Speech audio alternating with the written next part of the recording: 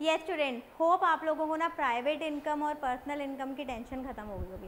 ये तो बढ़िया है ना, प्राइवेट इनकम पर्सनल इनकम की टेंशन खत्म, मिल गई वो पूरी की पूरी। तो आज हम देखते हैं हमारे 3 फॉर्मूलाज, सारी की सारी रिवीजन जो बच्चों को बहुत ज़्यादा टेंशन देते हैं। आपका वन गो में मैं तीनों मेथड्स आपको रिकॉल करवा देती हूँ। आइए देखते हैं हमारा नेशनल इनकम के फॉर्मूलेज की जब हम बात करते हैं बेटा, सबसे पहले हम देख रहे हैं अपना प्रोडक्शन मेथड। हमारे 3 मेथड है, प्रोडक्शन मेथड, इनकम मेथड और साथ ही में बेटा एक्सपेंडिचर मेथड। लास्ट मेथड आपका क्या है? Expenditure method, right, perfect. तो सबसे पहले हम देखेंगे प्रोडक्शन मेथड को। प्रोडक्शन मेथड से जब भी हम नेशनल इनकम सॉल्व कर रहे हैं, इसका मतलब क्या है कि इकोनॉमी के अंदर जितनी सारी प्रोडक्शन हो रही है that will be equal to national income. लेकिन एक डिफरेंट चीज़ यहाँ पर होती है, जब भी हम इसे कैलकुलेट करते हैं तो हमारे पास जो आंसर आता है ना बेटा, वो आता है जीडीपी एट एमपी। क्या होता है? जीडीपी एट एमपी, जिसे हम gross value added at market price भी बोलते हैं। इसीलिए इसको बोला जाता है बेटा वैल्यू एडेड मेथड। क्या बोला जाता है? वैल्यू एडेड मेथड, ठीक है। तो इसमें अगर हम फॉर्मूला देखेंगे, फॉर्मूला हमारा रहता है gross value added at market price is equal to gross value of output minus intermediate consumption. Gross value of output minus intermediate consumption. तो मैम वैल्यू ऑफ आउटपुट कैसे आता है बेटा? बहुत ईजी है। वैल्यू ऑफ आउटपुट मतलब आपका total output, right, perfect. तो हम देखेंगे जितनी भी हमारी सेल्स होंगी, सेल्स में हम चेंज इन स्टॉक को ऐड कर देंगे, हमारे पास क्या आ जाएगा? Value of output, gross value of output. Intermediate consumption की बात कर रहे हैं, जो भी हमने परचेजेस करी हैं बेटा, सारी की सारी हमारी क्या हो जाएंगी? Intermediate consumption. रॉ मटेरियल के जो परचेजेस है, purchases of raw material, purchases of fuels, कुछ भी है वो हम यहाँ पर ऐड ऑन कर देंगे।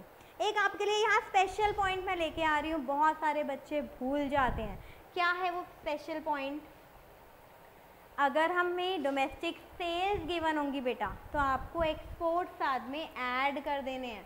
Sales is equal to domestic sales plus export, right. तो आपका आंसर बिल्कुल ठीक आ जाएगा।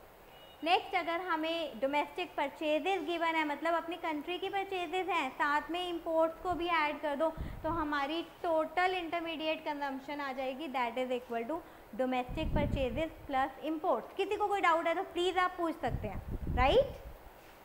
फिर से देख लीजिए, बहुत ईजी फॉर्मूला है।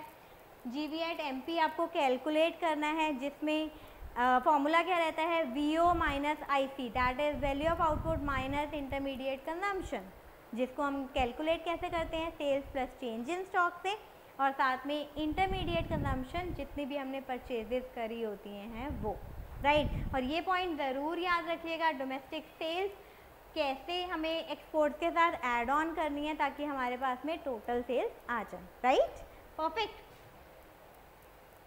डोमेस्टिक परचेजेस की अगर हम बात करते हैं, तो डोमेस्टिक परचेजेस के साथ हमें इंपोर्ट्स ऐड करने हैं। क्या ऐड करना है बेटा? इंपोर्ट्स ऐड करने हैं, राइट, परफेक्ट। चलिए आइए, इससे रिलेटेड एक क्वेश्चन मैं आपको करवा ही देती हूँ, मुझे लग रहा है करवा दूंगी तो मज़ा आ जाएगा। चलिए, प्रोडक्शन मेथड हमें यहाँ पे गिवन है। प्रोडक्शन मेथड में जब हम कैलकुलेट करते हैं बेटा, तो हमारे पास में आंसर आता है GV at MP, that is gross value added at market price. इसे नहीं भूलना, कुछ भी हो जाए।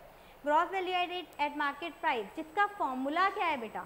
जीवीओ at MP minus intermediate consumption, value of output minus intermediate consumption. Yes, क्या बता पाएंगे आप लोग? वैल्यू ऑफ आउटपुट का क्या फॉर्मूला बताया मैंने आप लोगों को? हाँ जी, यस। तो फॉर्मूला था हमारा sales plus change in stock. Yes, easy.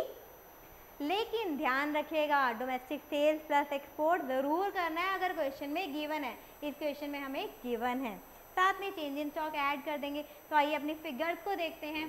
Domestic sales हमें गिवन है 5000, साथ में हम ऐड करेंगे एक्सपोर्ट जो कि 400 गिवन है हमें।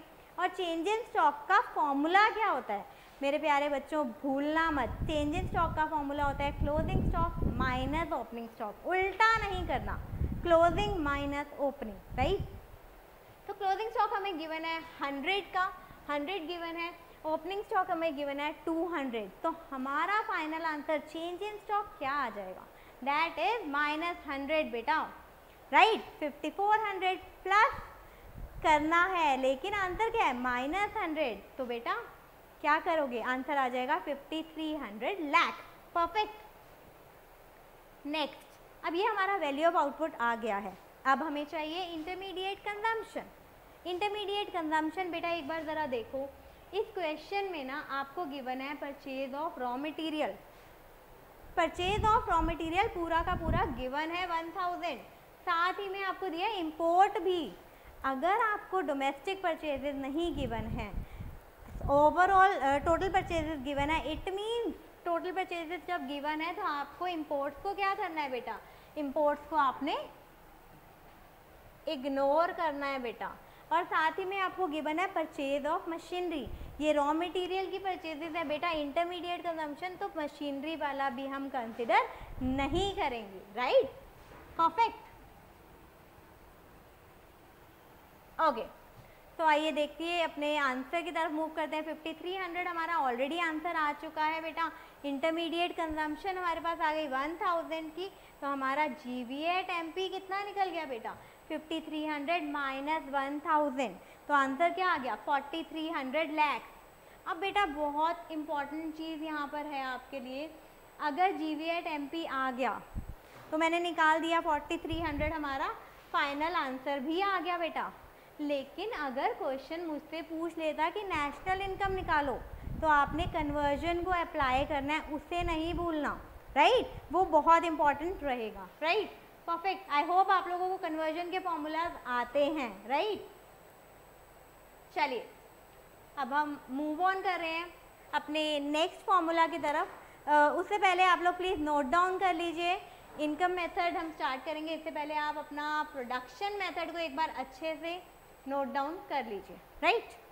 Okay, will be right back.